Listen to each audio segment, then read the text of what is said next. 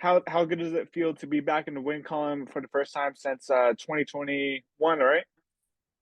Yeah, dude, it feels super good. I mean, the whole last 4 years of my career has been super bizarre, like with COVID and then getting randomly cut and this and that. So the fight's been super sporadic. But the goal of this last fight was just like, hey, by any means necessary, let's get two checks. We don't need to be exciting. We don't need to be flashy. Just make sure we get in there and we do what we're supposed to do and get two checks. So, dude, it feels good when you go so long without a win. You almost you start questioning yourself a little bit, you know. Hmm. And before we get more into that, man, what happens to Mullet?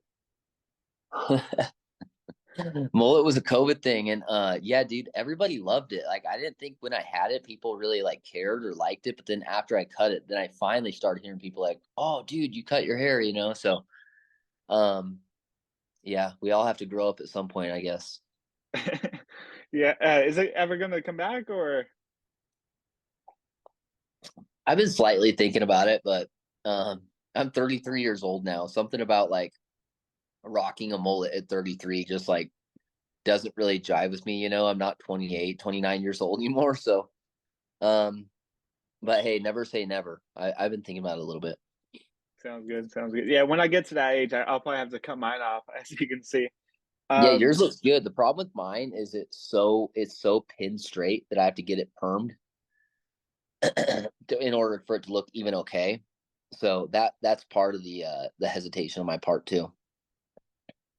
and your last opponent, Otto Rodrigues, man. I mean, he was on a 13 fight win streak until he ran into you. Did his toughness or anything at all surprise you from that fight?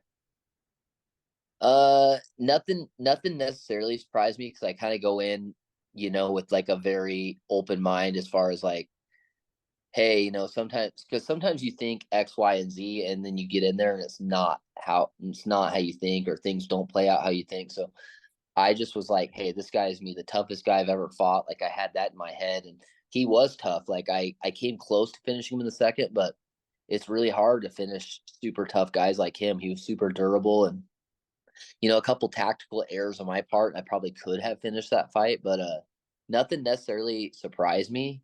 Um, yeah, I'm just super happy with my performance overall and just getting two checks and then now keeping the momentum rolling into the next one. Hmm. I believe his eye was like it looked like it was swelled up shut. I mean, I'm kind of surprised that they let the fight continue. Like going into that third round, do you think that they were going to stop it?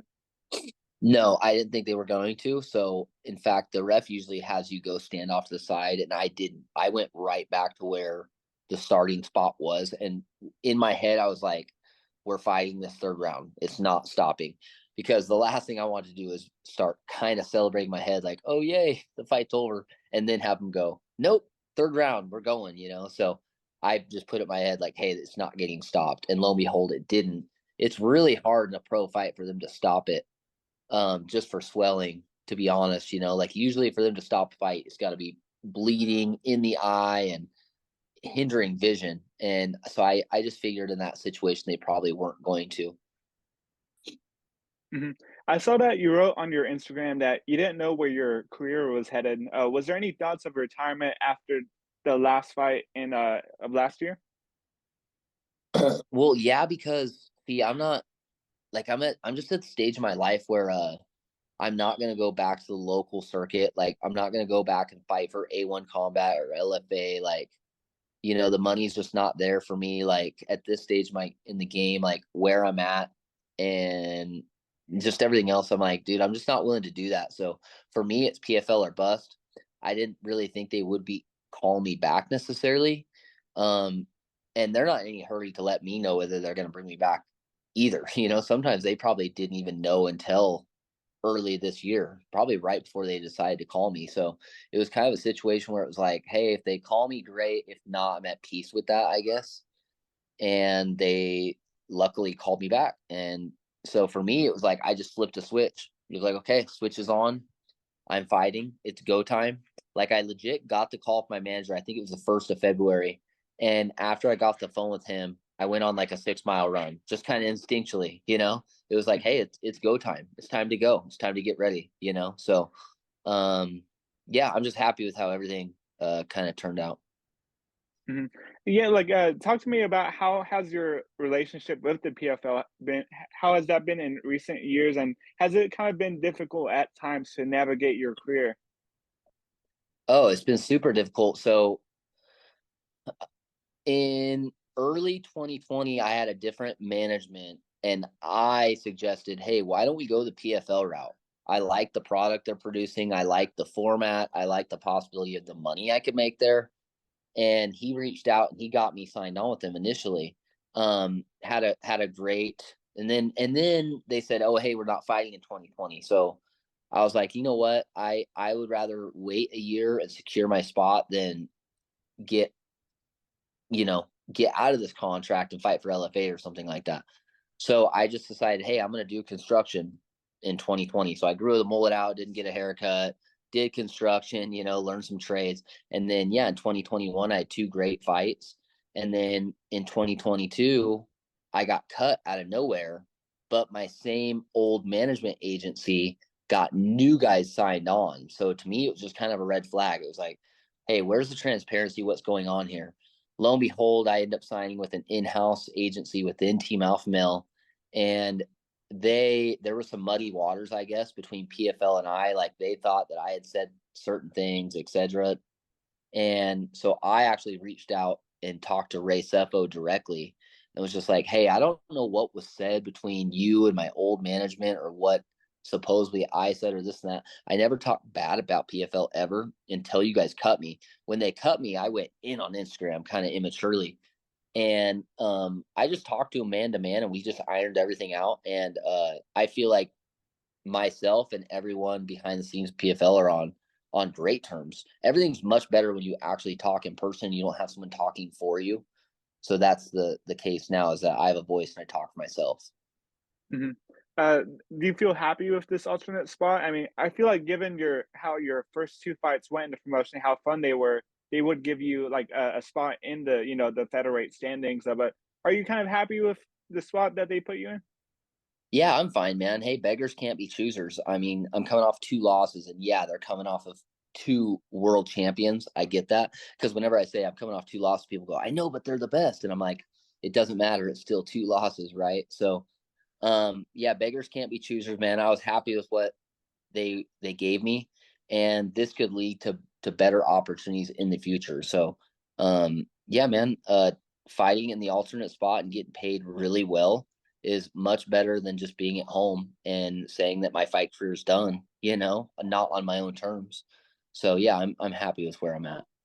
Awesome, man. It's good to see you active again. Them giving you more fights. They're giving you another one in Jose Perez. He's 8-1, CFFC champion over there. What do you make of Mhm. the matchup on June 28th? So I've only watched like a little bit of film. His fights are on Fight Pass.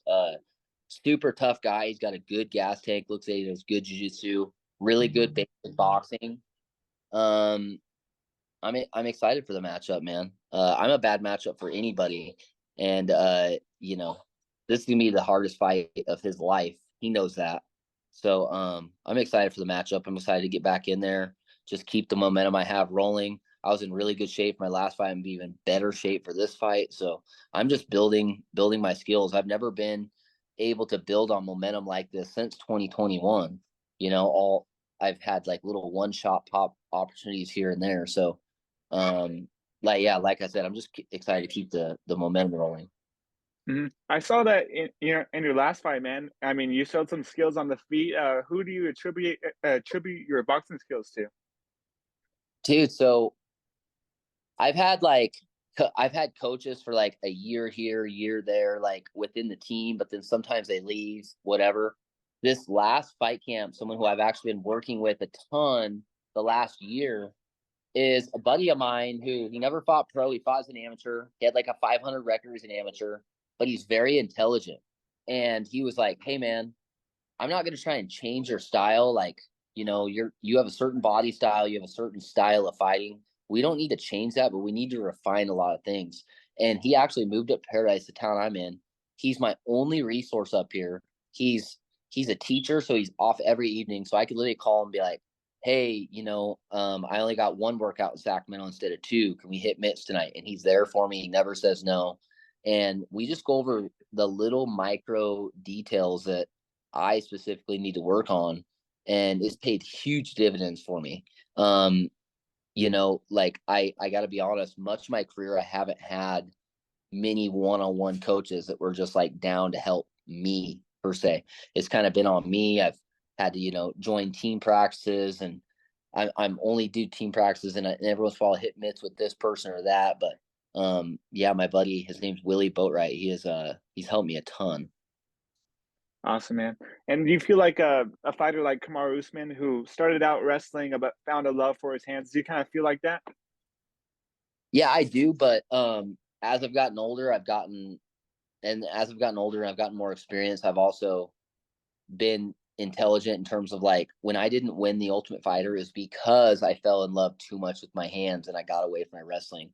Like the most important thing and advice I give to young new fighters is stick to what got you to the big show, And for me, that was wrestling. That's something I did my whole life. So it would be dumb and naive of me to just forget about wrestling all of a sudden, Like, yes, I have a passion for throwing hands. I have a passion for boxing. Like, I really do enjoy it. But at the end of the day, I cannot remember or I can't forget what got me here, and that was wrestling. Hmm. How do you like? We already know about your game, but from what you've seen with Jose Perez, I mean, do you feel like he has any advantages anywhere, or like how do you feel about his overall game? I mean, his overall game's good, but no, I'm better everywhere. He knows that I'm better everywhere. Uh, if he thinks that, then he's delusional. But I mean, he's tough, man. He's a super tough guy. He's got good cardio, and that's his best attributes. Um, but no, I mean, he's solid everywhere. I don't want to sound disrespectful at all, And I'm not overlooking him. Like he's gonna come to fight. He's hungry. He hasn't fought anybody like me. He hasn't fought on this stage yet, so he's gonna be super eager and itching at this opportunity. For me, I've been here before. Like this is nothing new. Like I've been in the trenches hundreds of times. So it'll be the toughest fight of his life, and it'll be a good night for me. Hmm. And as an alternate man, with these featherweight contenders that they have in the division right now, I mean, if one of them were to withdraw, I mean, are you the only alternate in the PFL? So I haven't really asked, and they haven't been super transparent as far as that. But from my understanding, yes, I'm like the main alternate. So if something were to happen where someone in the playoff spot dropped out, and I had a better performance than the next guy kind of in line, then yes, I could potentially get plugged in.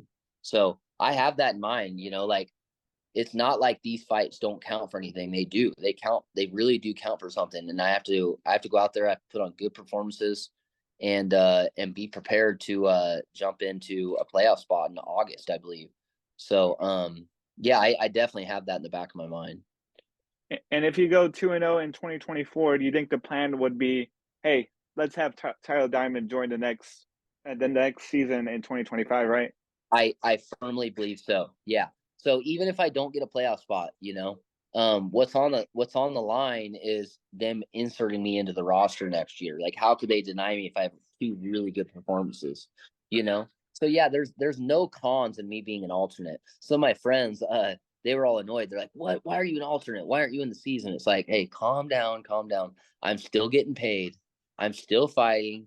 Everything's all good. It everything will work itself out, and I can only control what I can control, and that's how I fight and how hard I fight, etc. So I'm going to control that, and everything else will fall into place, and I'm not going to worry about anything that I can't control. Hmm. And last question I had for you, man. I mean, you look at this, the roster that they have now, especially with Bellator imports coming in. Who do you want to fight the most in the PFL featherweight division? Man, it is a super tough, exciting roster. um who would I want to fight out of them? Who I'd want to fight the most is, and it sucks that he just lost, but it's Bubba Jenkins. And it's not because I don't like the guy, nothing like that, but he has such great accolades for wrestling, like so much better than mine.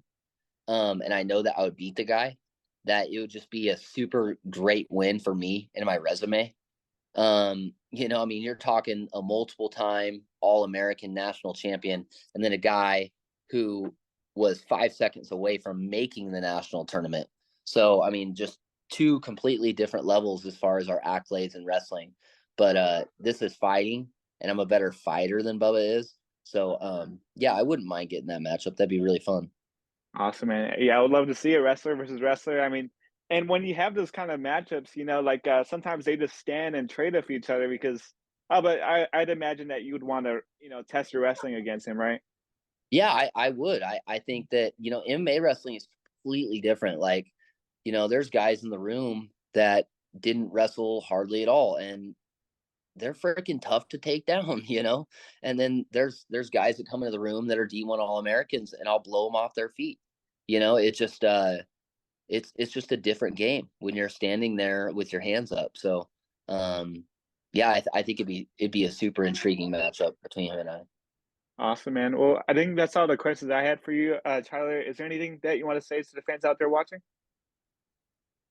Uh, Man, not necessarily, other than, if you do know who I am and you have followed me up to this point, even through all the highs and the lows of my career the last few years, thank you. And I really appreciate that. And, I was just thinking about this before I jumped on the call with you. A lot of people like mention haters and all that. Dude, I have no haters. Like, I only have loyal like fans and supporters and people that want to see me do good.